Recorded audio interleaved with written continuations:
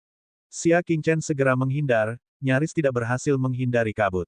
Dia memfokuskan matanya. Seorang pemuda berkerudung hitam keluar dari sumur kuno. Ekspresinya tenang, dan dia berdiri di mulut sumur dengan tangan di belakang punggung. Dia mengangkat kepalanya dan menatap Xia Qingchen. Matanya dipenuhi dengan niat membunuh. Du Yangxi. Zhu Qianjue mengenalinya dan berkata dengan dingin. Semua anggota klan terkejut. Du Yangxi, salah satu dari 4 ahli hebat Danau Silver Sin, bersembunyi di gerbang Dewa Xiahu. Dia tidak perlu bertanya untuk mengetahui bahwa saber jender dewa yang mengatur agar dia masuk. Racun tingkat tinggi dalam teh pasti dikembangkan oleh Du Yangxi. Du Yangxi bahkan tidak menoleh. Dia hanya menatap Xia Qingchen dan berkata, malam yang panjang penuh dengan mimpi, cepat lakukan. Ya, Xiahou Ji menjawab dengan hormat. Tuanku. Dia ingin bermain-main dengan Xiahou sekali lagi. Karena Du Yangxi telah memberikan perintahnya, dia hanya bisa mengambil tindakan. Dia mengerahkan kekuatan di telapak tangannya dan menusuk belati itu ke depan. Namun, artefak tajam nirwana yang dibuat khusus untuk leluhur tidak dapat menembus lehernya. Faktanya, itu bahkan tidak melukai kulitnya. Xiahou Ji tercengang. Dia merasakan energi alam bulan di sekitar leher Zhu Qianjue. Dia tiba-tiba bingung, Tuan Du Yangxi, mengapa dia masih bisa mengedarkan kekuatan alam bulan? Mustahil bagi seseorang yang sangat teracuni olehnya untuk mengedarkan kekuatannya. Alis Du Yangxi berkerut saat dia tiba-tiba menyadari sesuatu. Dia hendak memperingatkan Xiahou Ji, tapi dia terlambat. Saat dia melihat Zhu Qianjue yang berwajah pucat, wajahnya menjadi dingin. Matanya seperti es dalam berumur 10.000 tahun, memperlihatkan rasa dingin yang menusuk tulang. Karena aku tidak diracuni, dia berkata, telapak tangannya yang sudah tua bagaikan sambaran petir. Dia mengulurkan tangan dan meraih leher Xiahou Jie. Kemudian, dia mengangkatnya ke tanah.